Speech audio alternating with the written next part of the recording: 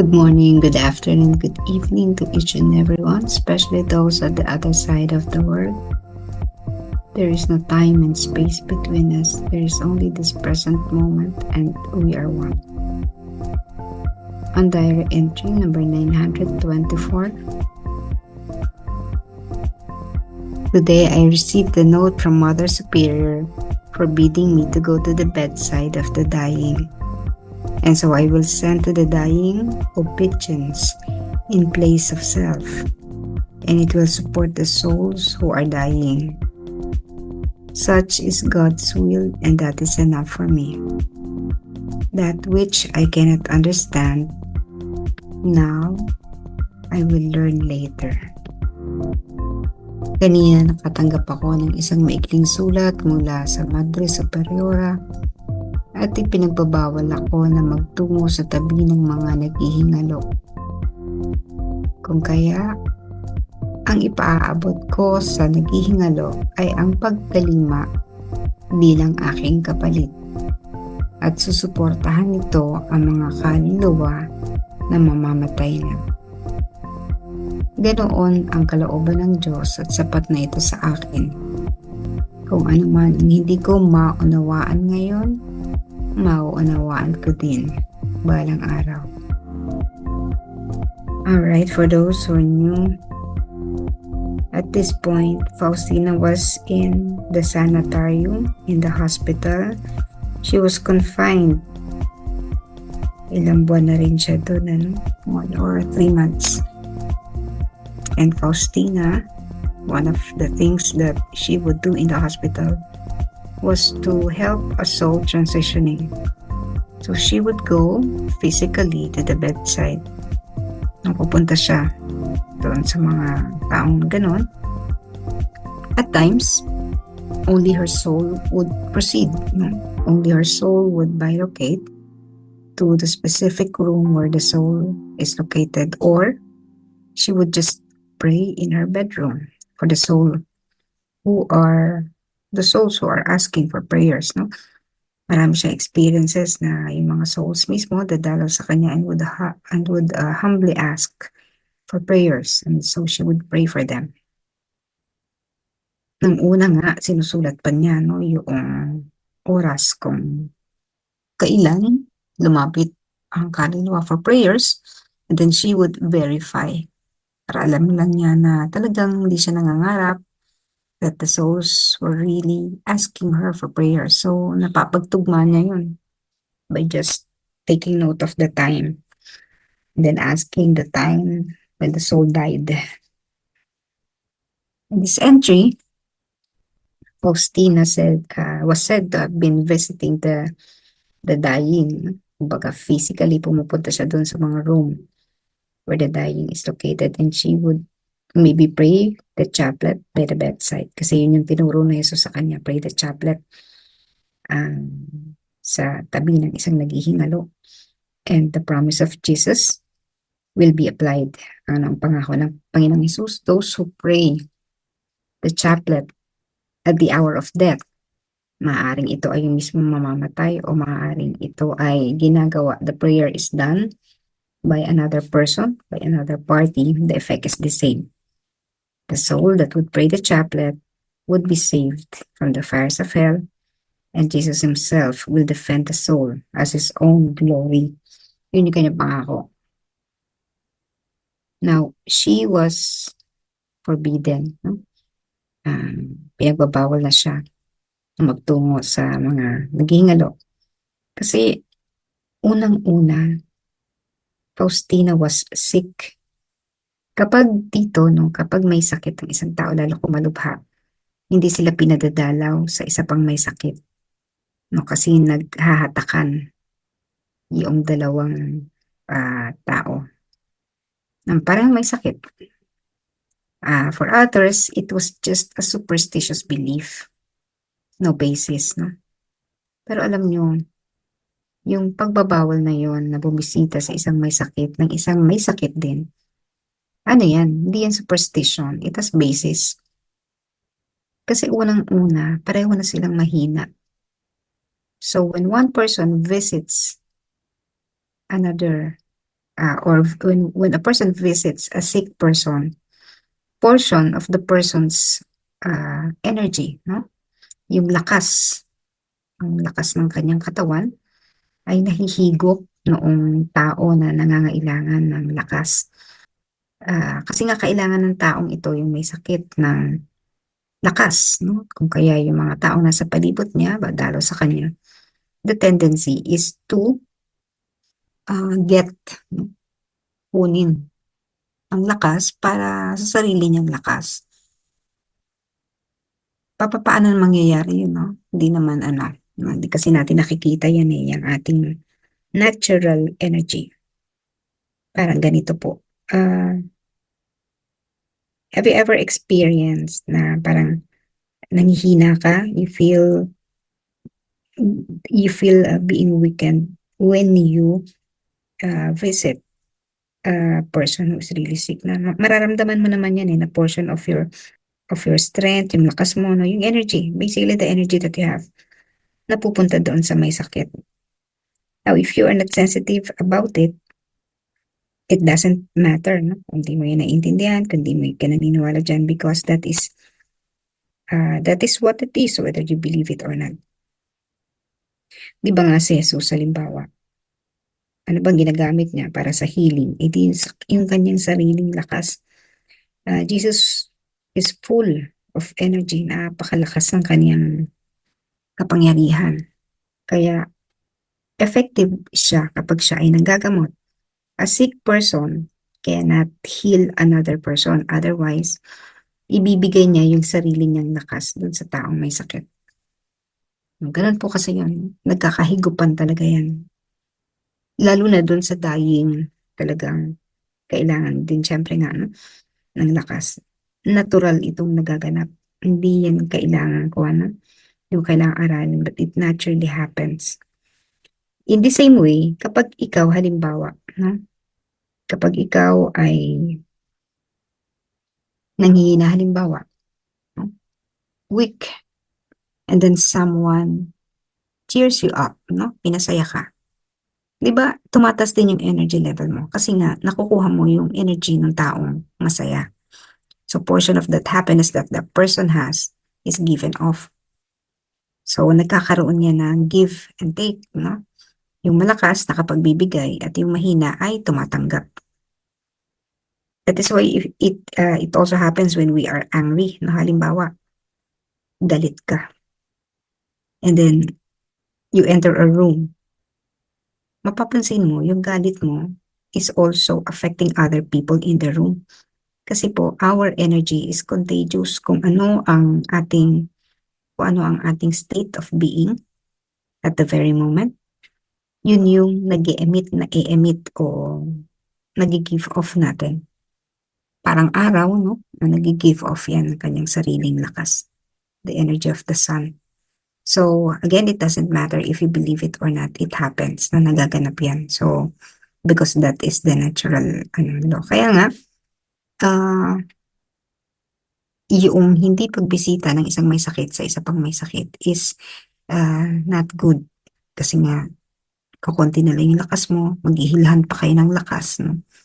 Lalo na kayong manghihina. One will be weakened and one will be, depende yan no? Kung sino ang mas malakas, yun yung magbibigay. Yung mahina, yun yung mas magtatanggap, no?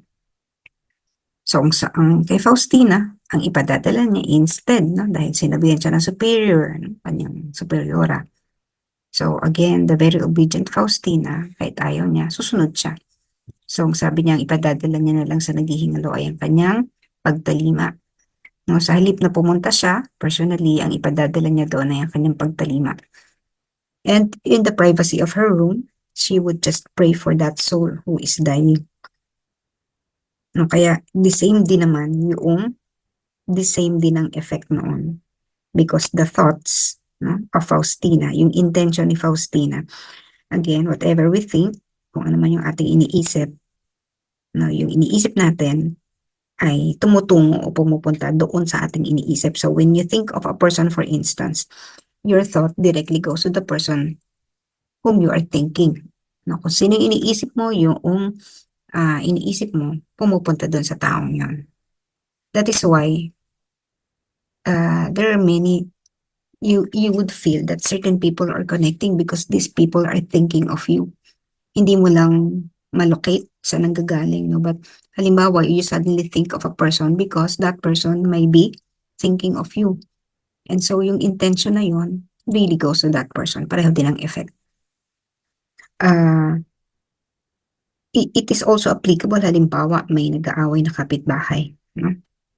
Instead of, ako nga ayoko sanang nagpupunta sa mga ganun. I would just rather be in my room and pray for those persons who are quarreling. No? Kaya lang there are times, katulad ng the other day, no, may nag-aaway dun sa kabila, I was called, no, to somehow mediate. Pero alam nyo, you don't have to leave your room to mediate. You can just pray in your room, the chaplet, and directly i-intend mo yung chaplet mo for the quarreling people, kung sino nag-aaway. And that would be more effective kaysa pumunta ka doon. Kasi if you go there, you will only get the anger energy, yung galit ng mga tao doon na nag-aaway. May mako-contaminate ka lang. So, we should really think of, kala natin walang effect yun, no? But it has effect on that sa atin. So, we really need to think of these things. Kasi nga, even though you do not believe, it doesn't matter whether you believe it or not because that is the law and the natural law, no? So, magaganap talaga at magaganap. Again, if you would like to pray for that person, halimbawa, may sakit, okay din naman po na nandun ka lang sa isang lugar, sa simbahan halimbawa. You pray for that person. Tayo, every 3 a.m., no? Nananalangin tayo sa mga may sakit. Hindi natin kailangan pumunta physically to the sick person.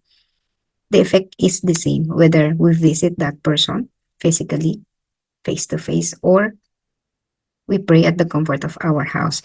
Ang maganda when we pray at the comfort of our house, hindi tayo nahahawa. Alam nyo, yung hindi lang naman virus yung nakakahawa. Kahit ano man ang sakit ng cancer people, na halimbawa sila, talagang hinang-hinayan, no? And chances are, yung kailangan nilang lakas, makukuha yan sa atin. So, hindi naman tayo nagdadamot, no? But it would be more effective if we pray distantly, no? Paano yung mga doctors, no? Kaya nga yung mga doctors, maraming ginagawa yan sa sarili nila. They take a lot of energy, yung mga multivitamins, halimbawa, no? Things that would really improve or boost their immune system. Kasi nga, sila yung talagang lumalapit dun sa mga may sakit. Sila yung gumagamot. Kaya hindi sila pwedeng mahina physically. Otherwise, matatalo sila nung may sakit sa ospital. Ganun ang tingin ko, no? Palagay ko ay yung mga doktor talaga ay kailangan din nilang magpalakas sa sarili nila. Otherwise nga, matatalo sila ng sangkaterbang may sakit na dinadalaw nila. So, hindi naman ibig sabihin nito, hindi na natin dadalawin ng mga may sakit. Kailangan pa rin natin dumalaw sa kanila because visiting them will give them a sense of happiness, no? Nakakapagpasaya yan, nakakapagdulot ng kagalingan sa kanila. So, it's just that when you visit a sick person, just make sure you are healthy. Kasi kung mahina din ang pakiramdam mo, masama rin ang pakiramdam mo, bibisita ka pa sa isang may sakit, ay lalo ka lang magkakasakit. So, ganun. Everything, lahat ng ito, nag-a-apply, whatever, no? Kung may gulo, ganun din yun, no? Yung gulo, mahahawa ka doon sa galit na, ano. Have you ever noticed, kasi ako ganyan, sensitive na ako sa mga ganyan, no?